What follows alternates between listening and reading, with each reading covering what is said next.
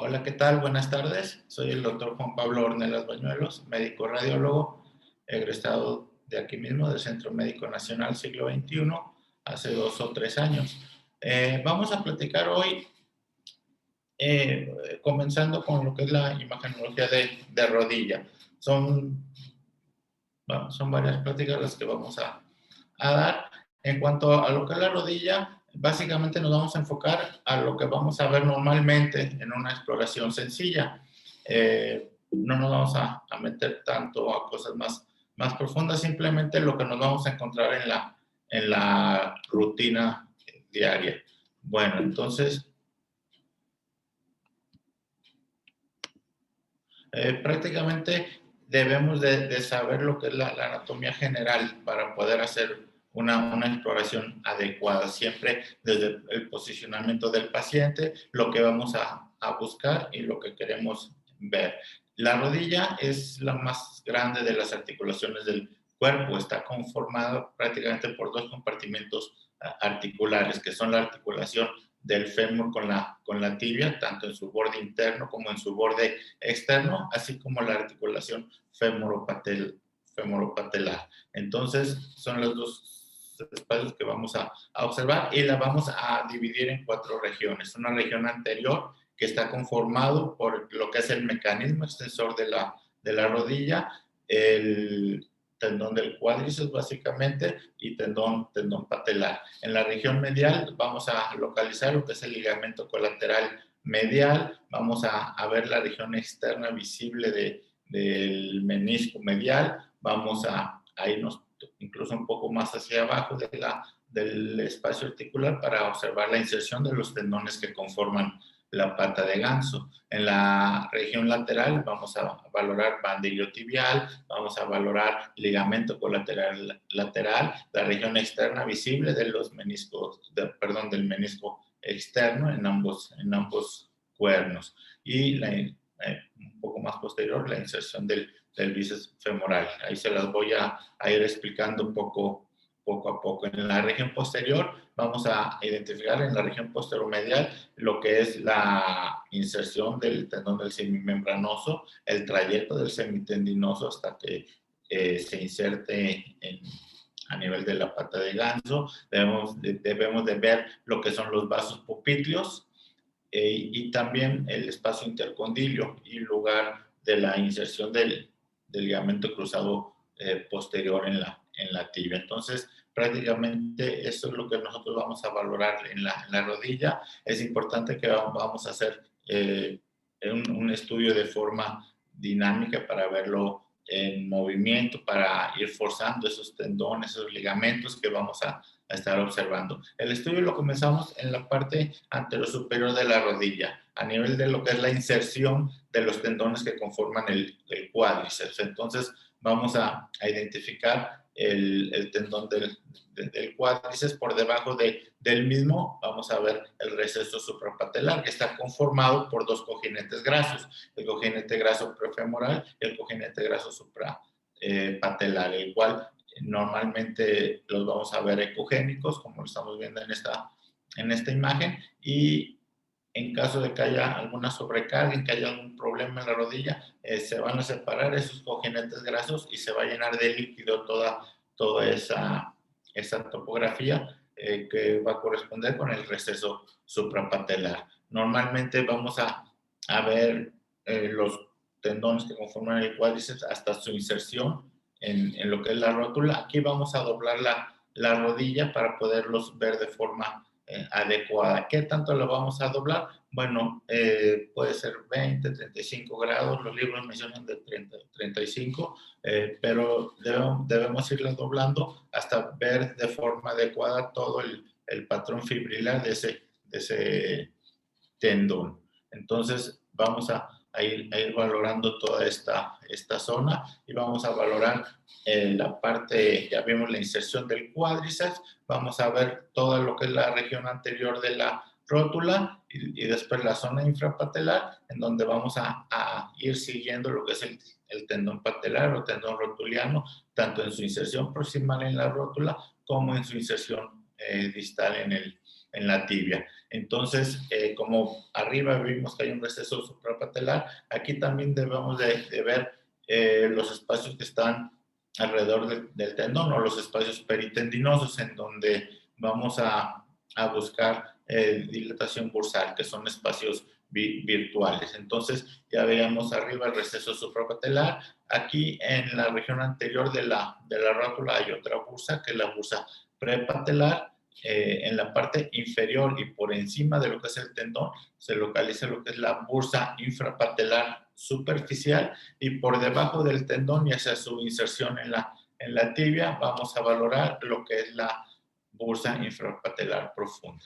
Toda esta imagen que está posterior al tendón patelar corresponde con el tejido graso de Hoffa, que debemos de verlo heterogéneo, no debe de tener vascularidad. Esa es la imagen característica que vamos a observar. Así como lo seguimos en longitudinal, todos estos tendones, estos dos tendones, vamos a observarlo también en transversal. El cuádriceps hasta su inserción y nos vamos a ir siguiendo todo el tendón patelar, también está su inserción distal. Entonces, esto es lo que vamos a ver con respecto al mecanismo extensor de la rodilla. Igual vamos a hacer doblando la rodilla, extendiendo la rodilla. Después la vamos a doblar más o menos a 90, la vamos a doblar a 45 grados para poderla ver todo lo que es el surco troclear. Esto lo vamos a observar en un eje corto. Vamos a poner el transductor en un corte transversal, siguiendo todo lo que es el cóndilo femoral, que aquí lo estamos observando. El surco troclear o el cartílago hialino de esta zona lo vamos a ver de forma homogénea, lo vamos a ver con sus bordes bien delimitados, tanto a nivel de hueso como a nivel condral, y lo vamos a ver anecoico normalmente. Entonces, cuando se empieza a desgastar, bueno, vamos a ver cómo va disminuyendo este grosor y cómo va a ir aumentando su ecogenicidad. Igualmente, vamos a observar que se pierde el contorno liso del hueso. Es cuando hay una afectación en esta topografía. Entonces, vamos a observar en transversal y con la rodilla flexionada. Vamos a igual estirar un poco la rodilla nuevamente. Vamos a valorar la región medial. En la región medial, ¿qué vamos a buscar? El ligamento colateral medial es la primera estructura que vamos a valorar. Vemos desde arriba, desde lo que es la unión musculotendinosa del vasto medial, y después nos vamos a ver lo que es el ligamento colateral medial, y lo vamos a seguir en todo su trayecto, tanto su segmento femoral, el cual es más grueso que el segmento tibial, y vamos a ver una imagen trilaminar, ¿sí? Vamos a ver cómo se observan unas imágenes lineales, como comento, y más fácilmente lo vamos a identificar en el segmento femoral, donde vamos a ver ese patrón trilaminar. Vamos a ver cómo pasa por arriba de lo que es el menisco, está en estrecha relación con el menisco medial, y después su inserción tibial.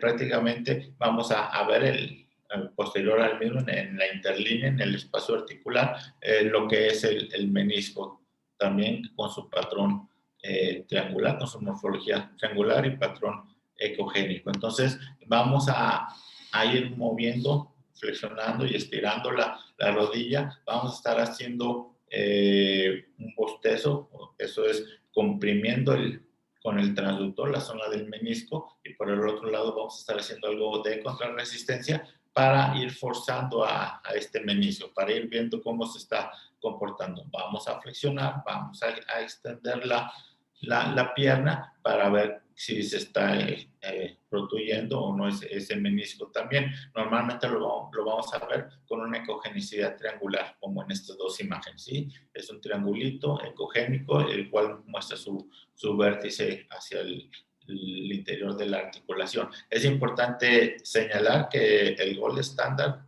para la valoración del menisco es la resonancia magnética. Nosotros podemos ayudarles con ecografía en algunos casos, como por ejemplo cuando no haya o la posibilidad de hacerse una resonancia, cuando el paciente por cualquier motivo, no puede entrar a hacerse el estudio en una resonancia. Sabemos que existen algunas contraindicaciones, entonces es cuando nosotros podemos ayudar y poder ver el menisco. También sabiendo que nosotros no vemos todo el menisco, no lo vemos de forma completa, vemos aproximadamente y con maniobras dinámicas, con compresión, con contrarresistencia, con flexión y extensión, aproximadamente un 80-85% del menisco. La porción libre o la región libre, que es la parte interna del menisco, nosotros no la podemos observar. Y si por ahí existe una ruptura radial en esa zona, no la vamos nosotros a observar por ecografía. Entonces siempre hay que tomar esto en cuenta cuando estemos haciendo el estudio. Entonces vamos a ver la parte anterior, la parte posterior, nos vamos a ir barriendo para poderlos ver de forma adecuada. Después, les decía, seguimos bajando, ya vimos el ligamento, ya vimos la parte meniscal y vamos a bajar hasta lo que es la inserción de la pata de ganso, inserción de la pata de ganso, la cual se encuentra en una escotadura, en la escotadura tibial, en donde vienen los 3 tendones, ¿sí?, conformados por el sartorio más superior, el recto interno, y el posterior es el semitendinoso. Vamos a ir siguiendo, podemos ir siguiendo cada uno de los 3 tendones, viéndolos desde la topografía muscular. Vemos el músculo sartorio, vemos la línea musculotendinosa y seguimos el tendón hasta su inserción. Después podemos hacer lo mismo con el recto interno y de la región posterior el semitendinoso. Es muy difícil encontrar la inserción de los 3 en una sola imagen, entonces vamos a hacer el barrido de anterior a posterior para poderlos ver. Después vamos a voltearlo en un eje transversal para ver esa zona. Es una zona muy común donde vamos a encontrar líquido. Aquí también hay bursas entre los tendones, hay algunas bursas, las cuales se llegan a inflamar y los llega a separar, que si de estar juntos los puede llegar a separar, y vamos a ver esas zonas anecoicas que corresponden con bursas. Cuando se inflaman de forma fuerte, de forma grande, es muy sensible, es una parte muy sensible que incluso comprimir con el transductor nos cuesta un poco de trabajo. Porque el paciente lo va a resentir, no nos va a dejar. Entonces, igual es muy aparatoso, vas a ver cómo está el abultamiento desde antes de hacer la ecografía, y con solo poner el traductor lo vas a identificar de forma adecuada. Siempre hay que ver que sea parte de la bursa de ahí, o ver si no viene de atrás, o muchas veces que no esté más arriba, que se pueda confundir con un quiste parameniscal. Entonces, pero vamos a valorar toda esa zona. En la región externa, de la parte anterior a la región posterior, vamos a identificar lo que es la banda iliotibial. La banda iliotibial se localiza en la parte anterior y lateral. Pasa por la parte superior del tendón popliteo y se va a insertar a nivel del tubérculo de Jerdin en la tibia. Entonces, es importante señalar que cuando pasa por encima del cóndilo femoral, entre lo que es la banda y el cóndilo, hay un espacio, ¿sí?, el cual también ahí existe otra bursa, que en pacientes en corredores de fondo, en pacientes basquetbolistas, por ejemplo, deportistas que utilicen mucho el estar doblando la rodilla, y más sobre superficies duras, esa bursa se va a inflamar y va a producir la bursitis de la banda iliotibial. También es muy sensible esta zona. Si se llega a inflamar, es un dolor muy exquisito que no va a dejar al deportista terminar la actividad que estaba haciendo. Entonces, es importante valorar toda esa zona. También debemos mencionar que por debajo viene el cóndilo femoral y está la escotadura, o una escotadura donde se encuentra el tendón popliteo. Es normal encontrar algo de líquido ahí, no confundir con que sea parte de la banda iliotibial. Es normal encontrar líquido en el tendón popliteo y eso no señala patología como tal.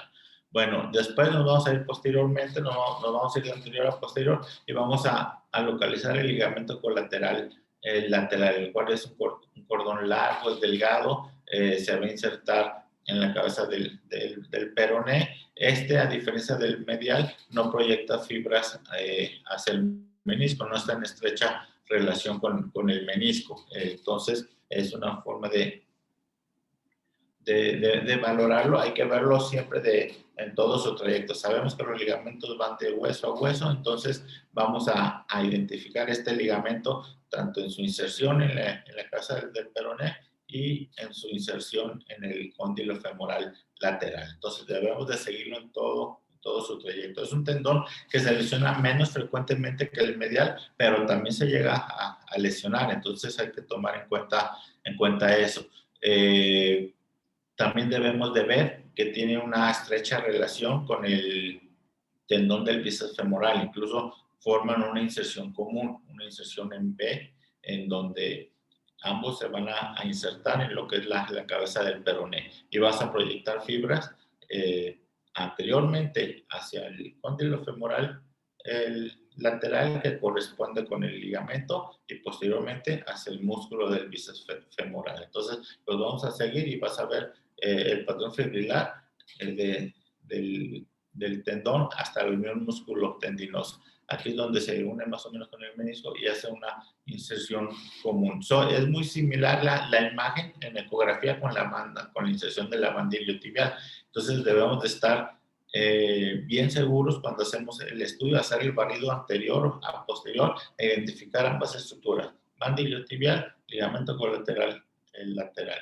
Sabemos que la banda iliotibial se inserta en el tubérculo de Yerdi, en la tibia, y la banda iliotibial, y el ligamento colateral lateral se va a insertar en el peroné. Entonces, aparte, si nosotros oblicamos hacia abajo haciendo la V invertida que les menciono, vamos a ver también lo que es la inserción del bíceps femoral. Entonces, debemos de hacer ese ejercicio siempre que estemos haciendo la ecografía para poder identificar ambas estructuras sin temor a equivocarnos. En cuanto a los meniscos, bueno, anatómicamente la función del menisco es la estabilidad del deslizamiento femorotibial. Sí va a proteger lo que es el cartílago articular y va a amortiguar lo que es la carga, ¿sí? Entonces, nosotros ya les comentaba, vamos a ver la región externa, prácticamente 70, 80, 80-85% de lo que es el menisco en su integridad. También tiene que ver con la distribución del líquido sinovial, por eso cuando hay una lesión meniscal se llena también de líquido la rodilla. Se divide en la parte externa, media e interna, en donde la región más externa está vascularizada, la región más interna prácticamente no tiene vascularidad. Ahí también la importancia de poderle mencionar al clínico si estamos viendo la parte externa, si estamos viendo la parte interna en cuanto a alguna lesión o alguna ruptura. Entonces, normalmente esta zona más externa del menisco, bueno, esto tiene vascularidad, esta parte de acá ya no tiene vascularidad.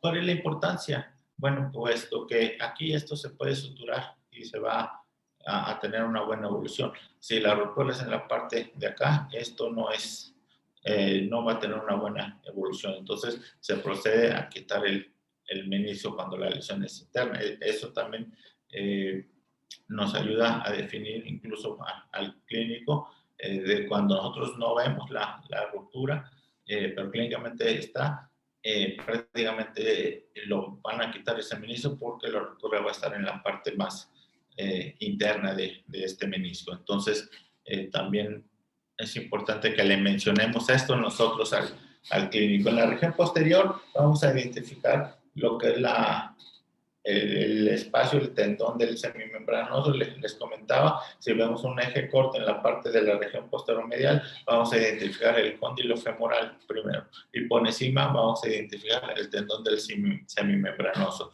Y todavía por encima del semimembranoso, aquí no lo estoy mostrando, pero vamos a observar lo que es el tendón del semitendinoso. Entonces, entre estos dos tendones, si nosotros nos movemos un poco hacia la región interna, vamos a identificar la inserción del gemelo medial. Y estas tres estructuras son muy importantes porque entre la inserción del gemelo medial entre el gemelo medial, el tendón del semimembranoso, ahí existe otra bursa, y por debajo del semitendinoso.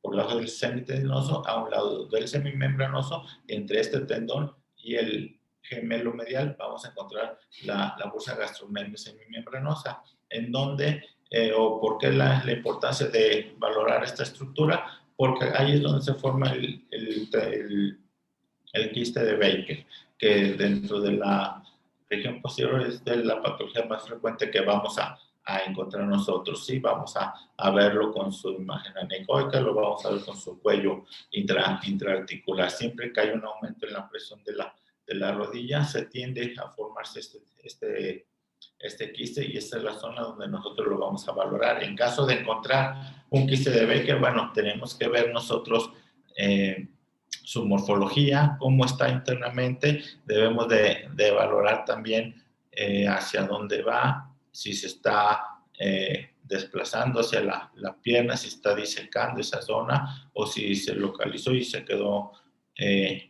ahí, si hay ecogenicidad en su interior. Entonces, en fin, debemos de explicar bien cómo está conformado ese quiste en la región posteromedial de la rodilla. Siempre debemos de valorar también hacia la parte medial, posteromedial, lo que son los vasos popliteos, porque es muy frecuente que nosotros confundamos, o clínicamente se confunda un trombo, por ejemplo, una trombosis con un quiste de Baker. Entonces, siempre hay que ver que los vasos popliteos estén permeables, que estén bien. Valoramos su trayecto, valoramos su vascularidad, hacemos maniobras dinámicas con compresión para ver si hay una coagulación completa a nivel venoso, para que después no nos vayas a dar algún susto o algún problema. A ver, confirmar que vascularmente también está bien. No hacer el estudio completo, sino simplemente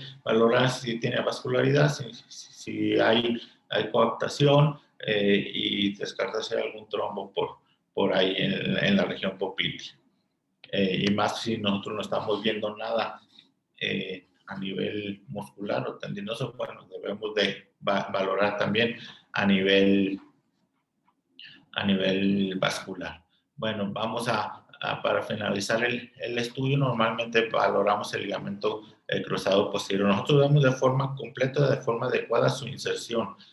Aquí lo estamos observando, es una estructura anisotrópica. La vamos a ver hipoecogénica por su trayecto oblicuo en relación a lo que es el transductor. Entonces, igual los cojinetes grasos que presenta alrededor, tanto en la parte superior como en la parte inferior, eso nos va a ayudar a identificarlo de forma adecuada, ¿sí? al ligamento. Entonces, nosotros igual, entre más delgado sea el paciente, va a ser más fácil de identificar ese ligamento, pero podemos ver y de ahí inferir también si hay alguna lesión agregada también en el cruzado anterior. Sabemos que la ecografía no es el método para valorar el ligamento cruzado anterior, aunque hay algunos signos indirectos que nos ayudan de forma adecuada para poder identificar alguna lesión aguda de este ligamento. El posterior sí lo vemos de forma correcta con ecografía, y sí podemos ahí diagnosticar una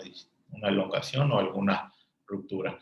Esto es en cuanto a cómo vamos a explorar la rodilla. Bueno, ya cuando ya estamos haciendo el estudio, ¿qué es lo más frecuente que nos vamos a encontrar? Siempre que les decía, vamos a empezar en la región superior. Entonces, desde que nosotros vemos que ya es una rodilla inflamada, que tiene algún problema, bueno, en la región superior lo primero que nos vamos a encontrar es una dilatación del receso suprapatelar. Ahí ya nos habla de que hay algún problema en la rodilla. ¿Qué tipo de problema? Bueno, eso lo vamos a ver durante el estudio ya como tal. Entonces vamos a valorar lo que es todo el receso. Ya les comentaba en un principio, se separan los cojinetes grasos y vamos a ver cómo se llena de líquido ese espacio, ¿no?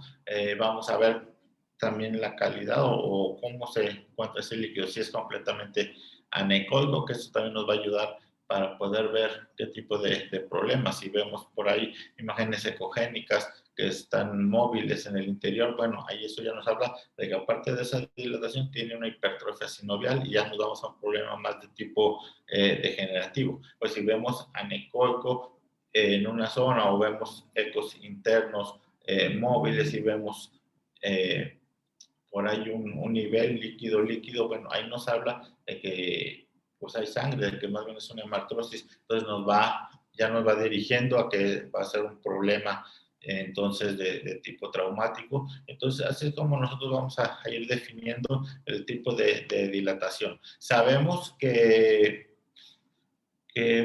una dilatación del receso suprapatelar es muy subjetiva, que podemos encontrar una rodilla cargada simplemente por sobrecarga y nos va a dar esa dilatación, no necesariamente un problema como tal. Entonces, por eso debemos ir viendo e ir valorando la rodilla en toda su integridad.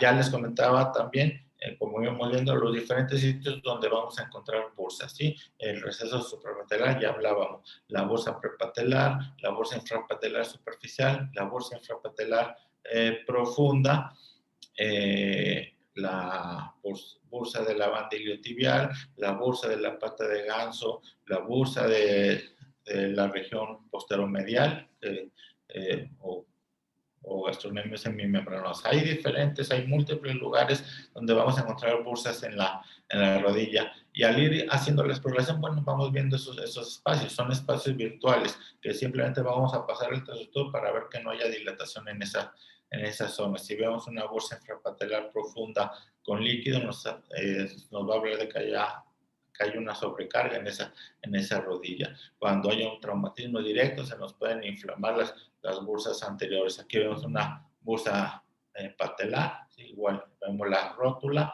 y la imagen anecoica anterior a lo que es la misma rótula. Estamos viendo la bursa infrapatelar superficial. Aquí vemos la rótula, vemos la inserción del tendón patelar y la dilatación bursal. Incluso presenta un septo ahí en esa zona. Que si nosotros vemos esta imagen en la parte lateral, bueno, ahí ya tenemos que ver que no va a ser una bursa, ya va a ser algún otro tipo de problema ahí en la rodilla que también le debemos de estar viendo y valorando, ¿sí? Entonces, les decía, si nos vamos bajando, vamos a ver la bursa también a nivel de la pata de ganso. Les comentaba, vemos los tendones y entre los tendones vemos los espacios bursales, ¿sí? La bursa siempre la vamos a ver anecoica. Pueden ser muy grandes, como en este caso lo estamos observando, y eso lo hace muy, muy sensible la zona. Pero la bursa siempre vamos a ver sus contornos bien delimitados, vamos a ver anecoicos en su interior y vamos a poderla comprimir con el transductor. Esas son algunas características de las bursas que vamos a estar observando. Otra de las patologías más frecuentes pues, es la tendinosis. La tendinosis patelar por ecografía lo más común es de que se inflame la inserción proximal a nivel de la rótula, aunque también se puede inflamar la región distal o se puede inflamar en todo su trayecto también. Normalmente este tendón es más grueso hacia su inserción, se adelgaza hacia su cuerpo y hacia su inserción distal se vuelve a engrosar. Eso es normal para también cuando estamos viendo un tendón patelar, ir conociendo o ir identificando su morfología característica en todo su trayecto. Los tendones, como sabemos, mantienen un patrón fibrilar, ¿sí? El patrón fibrilar en todo su trayecto. Cuando se inflaman estos tendones, bueno, se van a engrosar, van a perder ese patrón fibrilar, se va a volver un patrón micronodular, se cambian las rayas esas que vemos normalmente por un puntilleo difuso y va a disminuir su ecogenicidad también. Entonces aquí vemos un ejemplo de una tendinosis patelar. Vemos cómo está prácticamente todo el tendón engrosado, ¿sí? Hipoecogénico, con múltiples áreas micronodulares, ¿sí? Perdiéndose el patrón fibrilar normal del tendón y con un engrosamiento de forma difuso. Esta es una tendinosis patelar, ¿sí? Abarcando prácticamente todo el tendón. Igual, al estar viendo la tendinosis, siempre aquí ya debemos estar valorando las bursas que habíamos comentado, la bursa prepatelar, la bursa infrapatelar superficial, la bursa infrapatelar profunda, para ver si no hay líquido en esas zonas, para ver cómo se está comportando. Entonces, la tendinosis, perdón.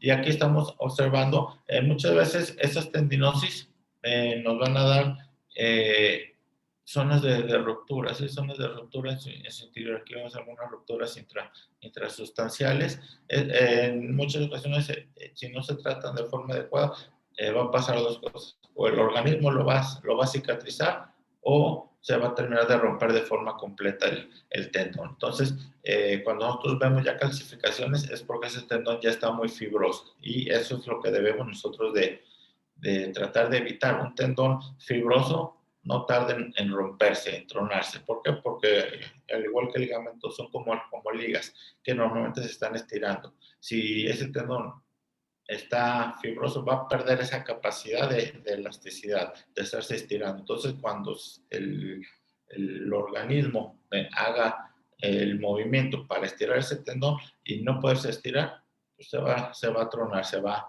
a romper y nos va a dar ya un problema mayor. Entonces, cuando nosotros vemos este tipo de calcificaciones, bueno, las debemos de tratar también, debemos de hacer rehabilitación, debemos romper estas calcificaciones. Se puede utilizar algo muy común que se utiliza a nivel de rehabilitación, bueno, es la aplicación de ondas de choque sobre esa zona para ir rompiendo esas calcificaciones, para irlas tronando y para volver a hacer sangrar esa zona, lo volvemos a hacer sangrar para que el organismo, bueno, se resete, digamos, para que vuelva a trabajar en volver a cerrar. Normalmente cuando ya está así, cuando ya está fibroso, el organismo ya lo dio por cerrado, entonces prácticamente ya no está trabajando. Entonces hay que volverlo a hacer trabajar a ese tendón para que vuelva a hacer sangrar esta zona. Incluso muchas veces le ayuda al rehabilitador, hay que meter dedo o la onda de choque, eso es lo que origina, va rompiendo y va haciendo sangrar, y ese nuevo sangrado va haciendo una nueva cicatrización. Igual hay algunos otros métodos que vamos a hablar cuando hablemos de lesiones deportivas, en donde nosotros podemos ayudar para ir haciendo que se reactiven estas lesiones para que no nos vaya a pasar alguna complicación, ¿sí? Como por ejemplo, esto es lo que tenemos que evitar, alguna ruptura. Si nosotros no lo tratamos, ese tendón se va a romper. Se rompe, se va a separar. Aquí vemos cómo está el plano de separación. El tejido de Hoffa ya se metió hacia la zona de la ruptura. Este es el borde del tendón. Este es el borde inferior de la rótula. Esta es la zona de la ruptura. Siempre vemos ambos extremos, ambos colgados. Esto es lo que hay que evitar, porque esto nos lleva a una recuperación que es relativamente tardada. Estamos hablando de mínimo 9 meses para regresar a la actividad si es que es deportista, o 4 a 6 meses para poder regresar a una vida prácticamente normal de ese tendón. Y siempre con sus asegúnes, como dicen, hay que ver qué también va a quedar, qué tanta fibrosis va a quedar en ese tendón, qué tanto va a regresar en la elasticidad. Todo eso va a tener que ver también con los antecedentes que tenga el paciente, qué tanta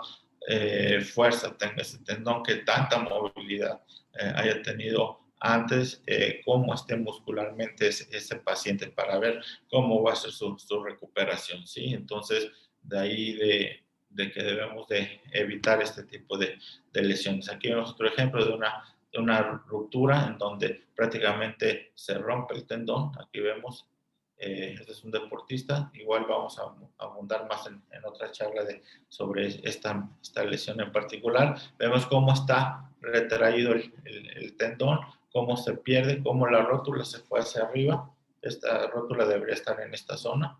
Sí, se va hacia arriba, entonces eso me habla de que ya rompió, al romperse, pues rompió retináculo, se fue hacia arriba, rompió el tendón, aquí vemos el tendón del cuádriceps también retraído porque ese va a jalar la rótula hacia arriba. Entonces vemos como hay marcado edema de partes blandas. Esto es lo que no queremos ver, esto es lo que hay que tratar de evitar, y más si son deportistas, este tipo de pacientes. Aquí pues hay que jalar, hay que volver a unir, hay que meter, incluso hay algunos alambres, todo para que fije de forma adecuada. Esa fijación va a producir fibrosis, entonces debemos de estar rompiendo esa fibrosis. Entonces, de ahí de que nosotros por ecografía podemos ver de forma adecuada ese tipo de rupturas, podemos ayudar a la reactivación de ese paciente. Para eso utilizamos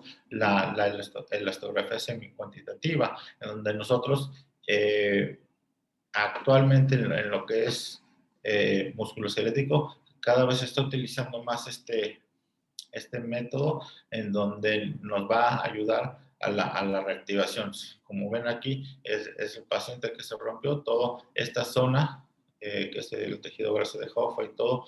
Vemos cómo nos da un índice de dureza muy bajo. Eso habla de que se perdió la firmeza de ese tendón. Es obvio, pues ya vimos cómo se separó, pero es para mostrarlo cómo está el índice de dureza completamente bajo. No vamos a hacer una comparativa del tendón normal para que nos dé la base como en ocasiones nos explican en la elastografía. No es necesario. ¿Por qué? Porque yo aquí no quiero comparar un tendón con otro, ni mucho menos, ni una parte del tendón con la otra. Yo aquí solo quiero ver que en la zona que se rompió, cómo está esa firmeza.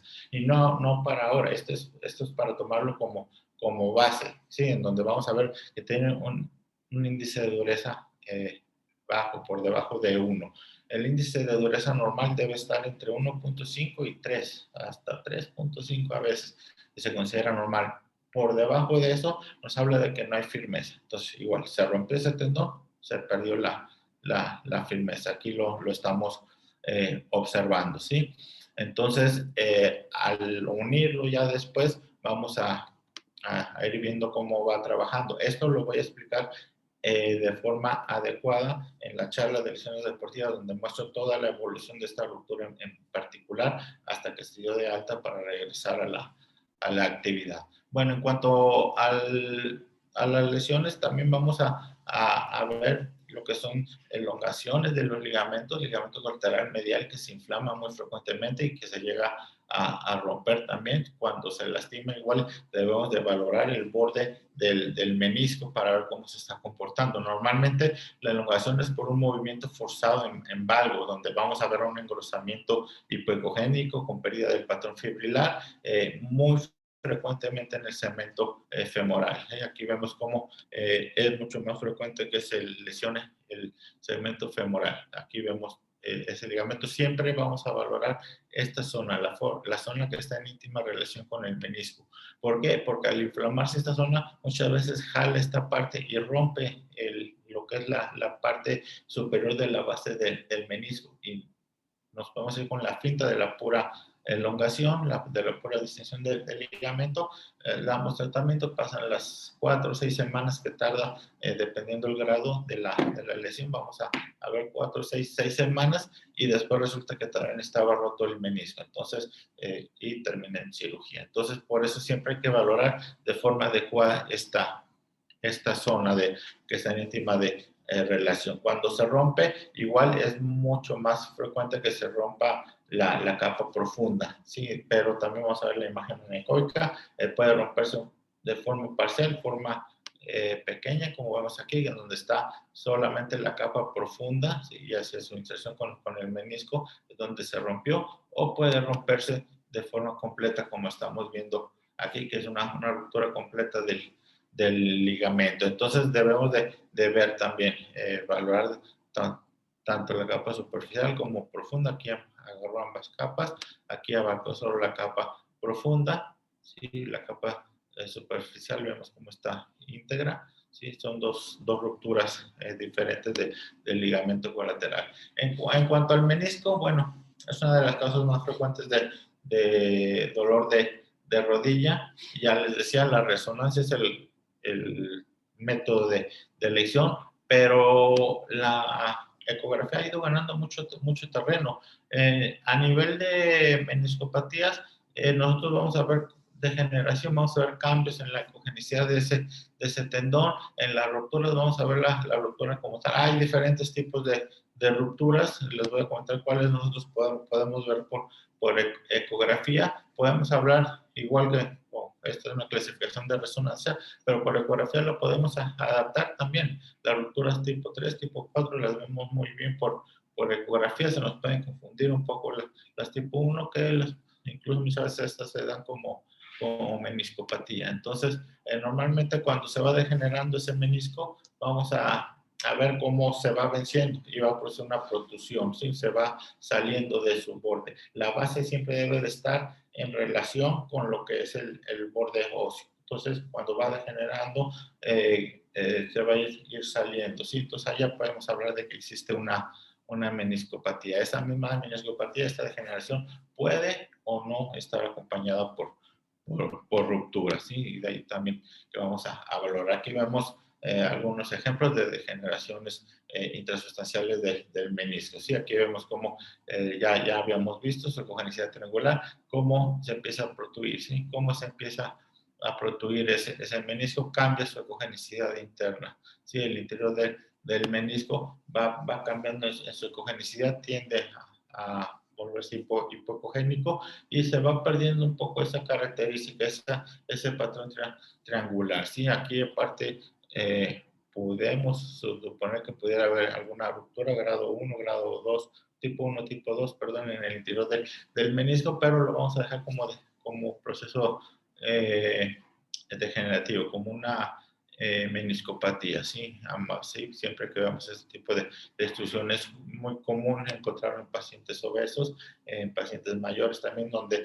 hay pérdida de la fuerza del cuádriceps, ¿sí? Entonces, siempre que veamos este tipo de lesiones, siempre hay que recomendar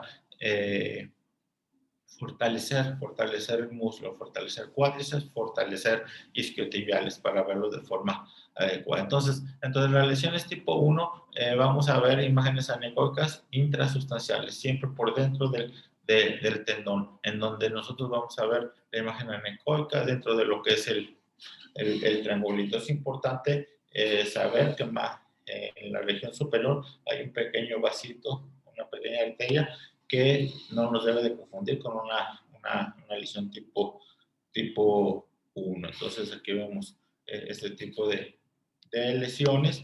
La tipo 2 ya es más grande, ya va llegando hacia el borde. Aquí vemos una lesión tipo 2 que llega precisamente hacia el margen. Estas lesiones pueden dar o pueden no dar dolor necesariamente. Muchas veces las encontramos como hallazgos por otro tipo de problema. Entonces, vamos a valorar lesiones más grandes, en donde vamos a ver ya una lesión de tipo 3, grado 3, ya llegas hacia el borde, ¿sí? Abre completamente, llega a separar el menisco. Aquí ya hay una separación del fibrocartílago del menisco. Estas ya nos producen dolor, ¿sí? Y las tipo 4 son las que pues ya te abren y te separan, como vemos más adelante. Una ruptura radial, como les comentaba, estas no las vamos a ver por ecografía. Ese tipo de rupturas nosotros no las vemos, no alcanzamos a ver, no hay una ventana para nosotros alcanzarlas a observar por ecografía. Una tipo 4 son como estas que estamos viendo, donde prácticamente ya está separado en lo que es el fibrocartílago del menisco, ya está en 2, 3 o 4 partes, está protuido también y todo. Entonces esas son lesiones más grandes. Siempre que nosotros vemos alguna ruptura, vamos a buscar también qué más podemos encontrar. Aquí estamos observando un quiste meniscal, que es algo también, un hallazgo muy frecuente. Incluso muchas veces el paciente va por la bolita, sienten, doctor, tengo una bolita aquí, y lo vemos y es un quiste meniscal, ¿sí? Y vemos la zona de la ruptura. Pero siempre vamos a valorar, siempre vamos a buscar también los quistes meniscales o quistes meniscales. Debemos de también diferenciarlos de separaciones meniscocapsulares, en donde se separa el menisco de la cápsula y puede imitar una ruptura. Sí, aquí, si nosotros comprimimos con el transductor, se ve como hay menisco destruido, menisco roto completamente, pero si yo comprimo aquí, el líquido se va a ir hacia ambos extremos. Entonces, esto no es un quiste, esta es una separación menisco-capsular que debemos de valorar. En la banda iliotibial, bueno, esta afecta mucho a lo que son los corredores. Vamos a ver un estrés entre la banda y el cóndilo femoral. Sí, se nos llena de líquido. Aquí vemos la imagen anecoica en ambos ejes, en ambos cortes, donde vamos a ver la zona de la ruptura. Distensión del ligamento colateral, ya veíamos que en el medial es en el segmento femoral, en el colateral, bueno, se va a inflamar todo de forma completa, en donde estamos observando aquí cómo se llena cómo se engruesa ese ligamento. Vamos a ver rupturas, esto también lo vamos a valorar mejor en la charla de lesiones deportivas, donde vamos a hablar de lo que es la elastografía como tal, lesiones de tendinitis del popliteo, cómo se encorreza, también las vamos a ver. Esta es difícil clínicamente de valorar. Por ecografía nosotros les podemos ayudar de forma correcta. Y en la región posterior, ya para finalizar, lo que son los quistes de Becker, siempre debemos de ver su cuello intraarticular, ¿sí? Ya decíamos región posteromedial, junto al semimembranoso y al gemelo interno y posterior al semitendinoso. Esa es la localización del quiste de Becker anecoico con su cuello intraarticular. Podemos ver que, o debemos de valorar que no haya complicaciones. Aquí vemos uno heterogéneo y cómo va disecando toda la parte posteromedial de la pierna, cómo se va metiendo toda la parte interna de lo que es la pierna por encima del gemelo medial. Sí, en cuanto a ligamentos de cruzado posterior, el posterior sí lo vemos, nosotros vemos bien toda esta zona, entonces esa zona de ruptura nosotros la podemos ver de forma adecuada, ¿sí? Y la podemos diferenciar, ya les comentaba. Es un ejemplo, una rodilla comparativa, en donde estamos observando heterogéneo completamente el ligamento cruzado posterior con líquido a un lado, ¿sí? Aquí, y el ligamento normal en la contralateral. Si tenemos duda, pues comparamos, ¿sí? Pero lo podemos ver de forma adecuada. Entonces, ya nada más como comentario final, como siempre me ganó el tiempo en general, ya eso lo aprendí del doctor Gilberto, pero bueno, vamos a mencionar que es un estudio que es relativamente de bajo costo si lo comparamos con otros métodos de imagen. Tiene ventajas como que es un estudio dinámico, que tiene una buena sensibilidad y especificidad, tiene sus desventajas como el que es operador dependiente, depende mucho de quién lo está realizando y que la curva de aprendizaje, bueno, es un poco lenta, pero es un método muy confiable para nosotros poder valorar lo que es las diferentes lesiones que nosotros nos podemos encontrar en la rodilla. Entonces, muchas gracias.